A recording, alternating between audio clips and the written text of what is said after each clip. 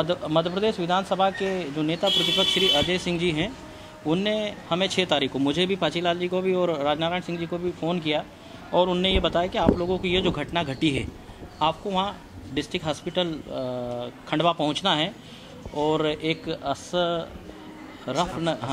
अशरफ नगर के बच्चे के साथ खरीद फरोख्त हुई है, उसको जाके आपको उसकी रिपोर्ट सबमिट करना है। तो हम उसके एक्चुअल फैक्ट्स जानने आए हैं। तो जैसे आप लोगों के समक्ष बात हुई है, चैन सिंह से बात हुई है, उनकी मदर रामकली जी से बात हुई है, उन्होंने इस बात को स्वीकार किया है कि 80,000 रुपये हमको 2 महिलाएं जो आई थी, एक उमा शायद दमोड़े जी है और दूसरी क्षमा उमरिया जी है, उन्होंने हमको 80,000 रुपये दिए और 80,000 रुपये देकर हमारे बच्चे को ले गई। हम यहाँ ये देखने के लिए आए हैं, फैक्ट जानने के लिए आए थे। ये बिल्कुल एक्चुअल है कि 80,000 रुपये लेकर बच्चे को उन्होंने उन 2 महिलाओं को दिया था, खरीद फरोख्त हुई है। ऐसी घटनाएं नहीं होना चाहिए। हमने जब उसकी वास्तविकता को जानना चाहा कि भाई क्यों आपको इसे बेचने की ज़रूरत क्यों पड़ी है, तो उन्होंने बोला है कि पिछले 10 साल से मैं गरीबी रेखा के नीचे जीवन यापन करने वाला व्यक्ति हूँ।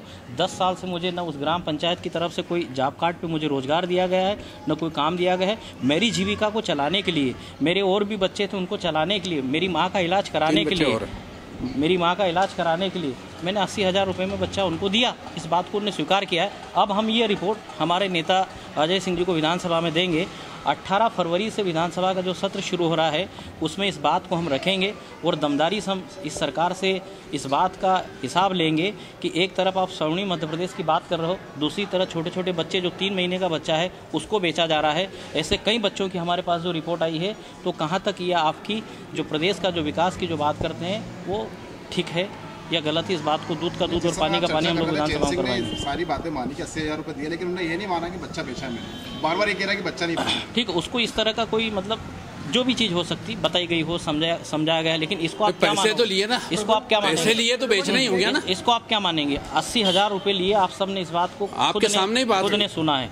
अब उसको आप कुछ भी उसका अर्थ निकाल लीजिए, कुछ भी उसका मीनिंग निकाल लीजिए, वो आप हम सबके सामने हैं। आपको क्या लगता है कि किसी के दबाव में ऐसा बोल रहे हो?